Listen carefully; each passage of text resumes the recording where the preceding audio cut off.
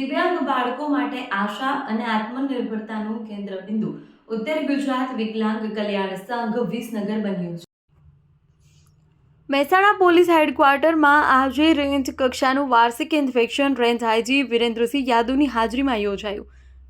Ceremonial parade સાથે mock drill, PT અને હથિયાર હેન્ડલિંગનું પ્રદર્શન કરાયું. લોક દરબારમાં નાગરિકોની ફરિયાદો સાંભળી તાત્કાલિક કાર્યવાહી કરવામાં આવી. આજે રેન્જ લેવલની ક્રાઇમ કોન્ફરન્સ, કાયદો અને વ્યવસ્થા પર સમીક્ષા કરાઈ. દરેક પોલીસ સ્ટેશનમાં 20 થી 25 કર્મચારીઓને સાયબર એક્સપર્ટ ટ્રેનિંગ આપવામાં આવશે, એટલે સાયબર ક્રાઇમ સામે વધુ મજબૂત કામગીરી બનશે. આવતા વર્ષે મહેસાણા જિલ્લામાં પૂરતી પોલીસ ફોર્સ ઉપલબ્ધ થશે.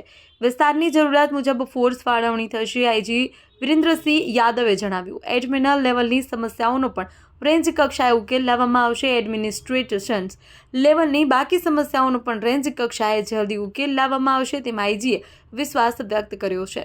ચેતન પટેલ, મહેસાણા.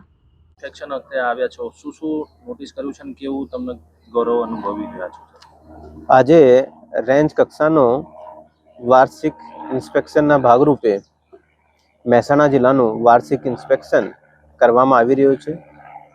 એના ભાગરૂપે સેરેમોનિયલ પરેડ લેવામાં આવેલ છે અને એની અલાવા જે અલગ અલગ પ્રકારની જે એક્ટિવિટીઝ છે, જેમાં મોક ડ્રિલ છે, બિલ્ડિંગ ઇન્ટરવેન્શન, ચેકપોસ્ટ અને એની અલાવા જે સ્કોર ડ્રિલ અને પીટી અને વેપન જે છે એની હેન્ડલિંગ, એવા પ્રકારની ઘણી બધી એક્ટિવિટીઝની ચકાસણી કરવામાં આવી છે. એની અલાવા ઘોડસવારીનું પણ પ્રદર્શન થયેલ છે અને પોલીસ દરબાર પણ લેવામાં આવેલ છે, જેમાં પોલીસની પણ કઈ રજૂઆતો હોય, કઈ સમસ્યા હોય તો એ પણ રેન્જના વડા તરીકે પૂછવામાં આવ્યો છે.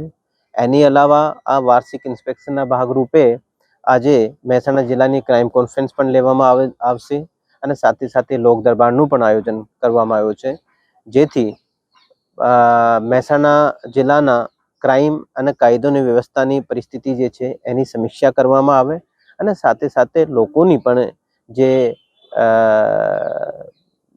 રજૂઆતો હોય અને જે પ્રકારની સમસ્યાઓ હોય, જે ઘણા બધા લોકોને લાગતી હોય, આનું પણ નિરાકરણ લાવવા માટેના પ્રયાસો કરવામાં આવશે. કોઈ ડેવલપમેન્ટ બાબતે કોઈ હાલ સૂચન કે એવું કંઈ કરવાનું આયોજન કોઈ છે? એમાં જે હોય છે કે પોલીસ સ્ટેશન લેવલ પર અને જે એક પોલીસની સ્કિલ્સ વધારવાની બાબત હોય, જે રીતે આપણે કહીએ કે સાયબર ક્રાઇમ જે છે, આ બાબતે એક સાયબર અવેરનેસ પોલીસ સ્ટેશન લેવલે પણ અને જનતાના લેવલે પણ, પબ્લિકના લેવલે પણ પોલીસ દ્વારા કરવામાં આવે એવી પ્રકારની સૂચના આપવામાં આવી છે.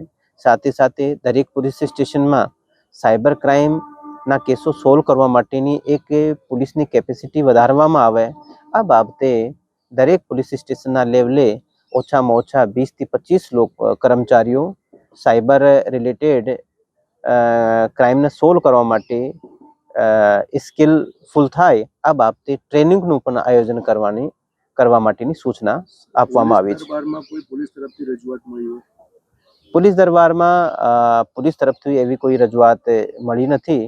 તેમ છતાં પણ તમામ પોલીસ કર્મચારીઓને પણ કહેવામાં આવ્યું છે કે કોઈ પણ પ્રકારની એડમિનિસ્ટ્રેટિવ કોઈ સમસ્યા હોય, જે પ્રમોશન રિલેટેડ હોય છે, અમુક બાર જાહેર પગાર હોય, ટીએડીએ, જે અમુક બાબતો જે હોય છે, આ બાબતમાં કોઈ પણ પ્રકારનું બાબત આવે તો એસપી શ્રીના ઓફિસમાં જઈને એસપી સાહેબને પણ મળે અને કોઈ પણ કારણની ત્યાંથી ના ઉકેલ આવતું હોય તો મારી કચેરી પણ આવવા માટે હું તમામને સૂચના કર્યું છે. સર, મહેસાણાનું વિસ્તૃતિકરણ થઈ રહ્યું છે, સામે પોલીસનો પોસ્ટ પણ ઓછો છે, તો સી ડિવિઝન પોલીસ સ્ટેશનની તાતી જરૂરિયાત છે, તો એના બાબતે કંઈ સરકારમાં લેવલે કોઈ રજૂઆત હોય, એથી કોઈ પ્રોસેસ હોય? આપણે દરેક વર્ષે જે નવી સેવાની બાબત હોય છે, તો નવી સેવા માટે આપણે પ્રપોઝલ્સ પણ કરવામાં આવે છે અને એની અલાવા સરકાર દ્વારા અમુક ભરતીઓ પણ આગલા વર્ષમાં સંપૂર્ણ રાજ્યના લેવલે કરવામાં આવી રહી છે. આ બાબતની જે છે કે થોડા દિવસોમાં જ જાહેરાત અને એ બધું થવાનું છે. તો મને લાગે છે કે આગલા વર્ષે અને એનાથી આગલા વર્ષે જે ટ્રેનિંગ થયા પછી ઘણું બધું આપણને જે છે કે મેનપાવર મળશે. એની અલાવા જે જિલ્લામાં અવેલેબલ મેનપાવર છે એનું કેવી રીતે જે છે કે પ્રોપર ડિસ્ટ્રીબ્યુશન કરવામાં આવે કે કયા ભાગમાં ગુનાખોરી વધારે છે યા કયા ભાગમાં ટ્રાફિકની સમસ્યાઓ વધારે છે, તો એના ધ્યાનમાં રાખીને અને જે અવેલેબલ જે ફોર્સ છે એનું રીડિસ્ટ્રીબ્યુશન એસપી શ્રી દ્વારા કરવામાં આવશે.